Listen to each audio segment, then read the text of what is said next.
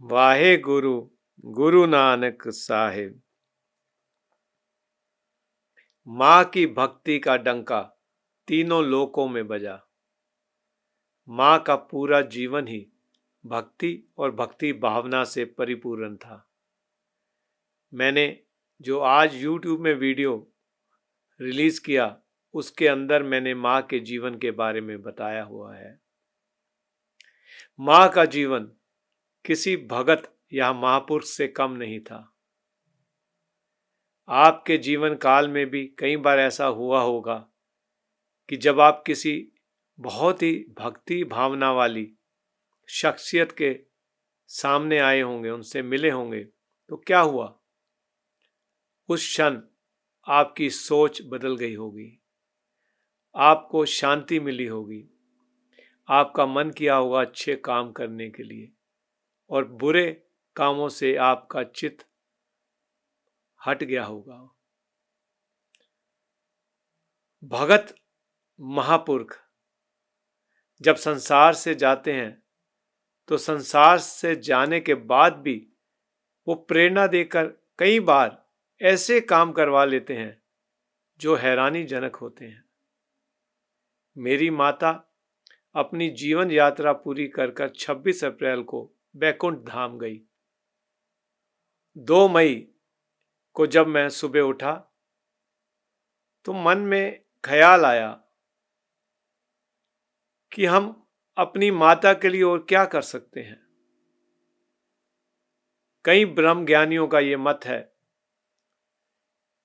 कि जब आत्मा शरीर छोड़कर परलोक चली जाती है तो उसके 10 दिन के भीतर भीतर उसके परिवार के लोग जो भी उसके निमित्त दान पुण्य करते हैं, पाठ पूजा करते हैं या रखते हैं, उसका फल उसे मिल जाता है, लेकिन 10 दिन के बाद नहीं।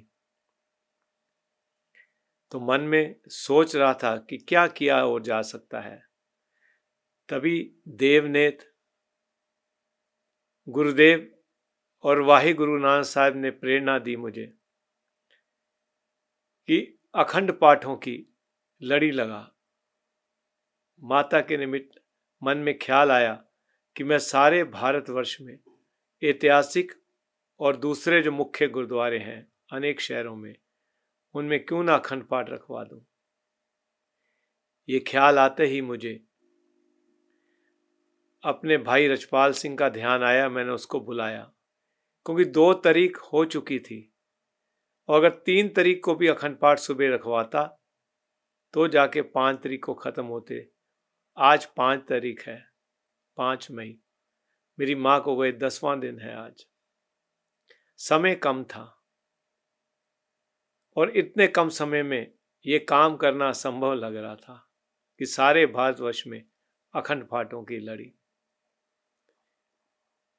मैंने अपने भाई से विचार विमर्श किया, उसकी भी सहमति थी।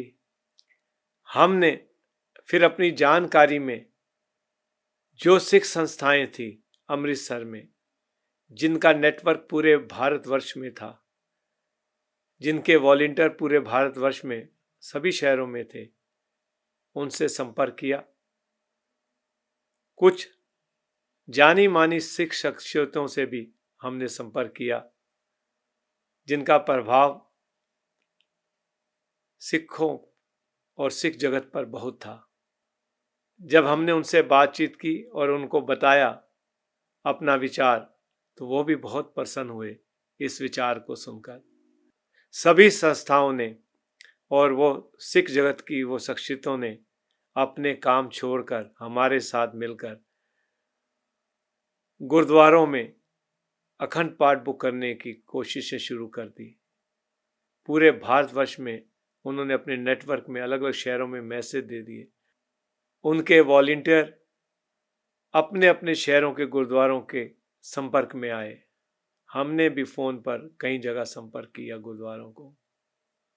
12:30 बजे 2 मई को हमने शुरू किया था और 5:30 बजे तक 5 घंटे में सारे भारतवर्ष में जो ऐतिहासिक गुरुद्वारे थे लगभग सारे, और जो मुख्य मुख्य शहरों में मुख्य मुख्य गुरुद्वारे थे, उन सभी गुरुद्वारों में, उन सभी तख्तों में मेरी माता के निमित्त 3 तारीख को अखंड पाठ बुक हो गए थे।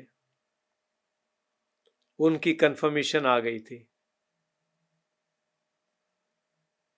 बड़ा हैरानीजनक काम था ये। हम यकीन ही नहीं कर पा रहे थे कि इतने कम समय में 5 घंटे में हमने अगले दिन 3 तारीख सुबह के इतने सारे अखंड पाठ रखवा लिए माता के निमित्त। 3 तारीख को सभी गुरुद्वारों में ऐतिहासिक लगभग तख्तों पे अखंड पाठ प्रकाश हुए माता गुरचरण कौर के निमित्त। दमदमा साहिब, केशगढ़ साहिब, दरबार साहिब अमृतसर, हजूर साहिब, पटना साहिब, पंजाब के सभी ऐतिहासिक गुरुद्वारे लगभग, तरन तारण साहिब, गोविंदवाल साहिब, बाबा बुड्ढा जी, चमकौर साहिब, फतेहगढ़ साहिब, कतलगढ़ साहिब, दुख निवारण साहिब पटियाला, दिल्ली के सारे ऐतिहासिक गुरुद्वारे, रकाबगंज साहिब, बंगला साहिब, शीशगंज साहिब, दमदमा साहिब, बाला साहिब, माता सुंदरी जी,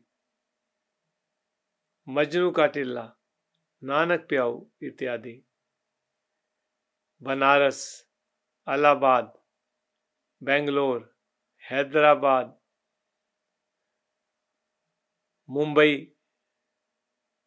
मुंबई में मेन जो है 5-6 जो गुरुद्वारे हैं मुख्य मुख्य, जैसे 7 बंगला, 4 बंगला, दशमेश दरबार, सायन कोलीवाड़ा, धन पटवार, खार इत्यादि गुरुद्वारे। न केवल पूरे भारतवर्ष के गुरुद्वारों में, मेन शहरों के मेन गुरुद्वारों में, न केवल भारतवर्ष के ऐतिहासिक गुरुद्वारों में लगभग सारे, बल्कि विदेशों में भी, अमेरिका में भी पाठ प्रकाश हुए थे मेरी माता गुरचरण कौर के निमित्त। नानकसर जो बाबा नंद सिंह जी का स्थान है, वहाँ 11 अखंड पाठ प्रकाश हुए थे 3 तारीख को। दरबार से अमृतसर में 2 प्रकाश हुए थे अखंड पाठ।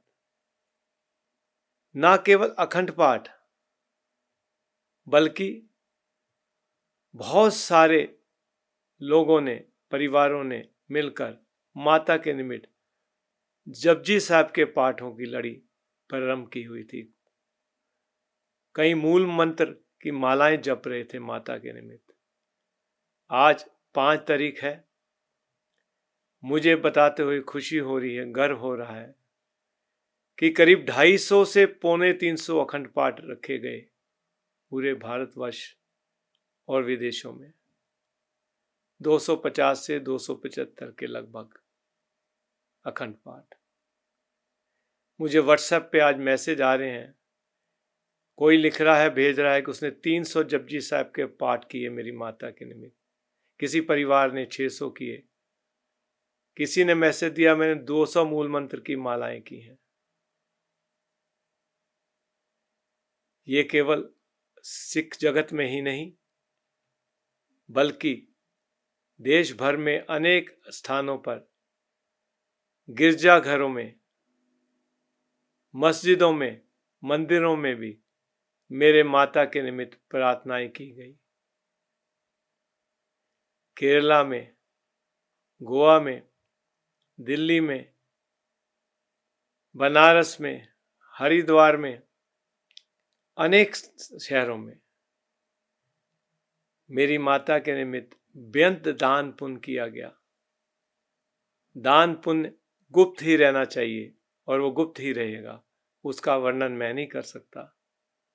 लेकिन दान पुण्य सिर्फ गुरुद्वारों में ही नहीं किया गया, अनाथालयों, चैरिटेबल हॉस्पिटल्स में ही नहीं किया गया, बल्कि दान पुण्य गिरजाघरों में, मस्जिदों में, मंदिरों में भी किया गया।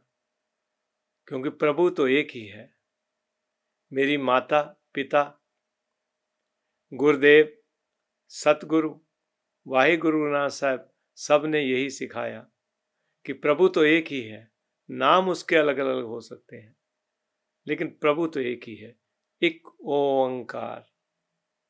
इसीलिए धर्म पक्षपात ना करते हुए, धर्म निरपेक्षता के असूलों पर चलते हुए, जो मेरे गुरुजनों ने मुझे सिखाया, माता पिता सिखाया, इन्हीं सभी जगह दान पुण्य किए गए।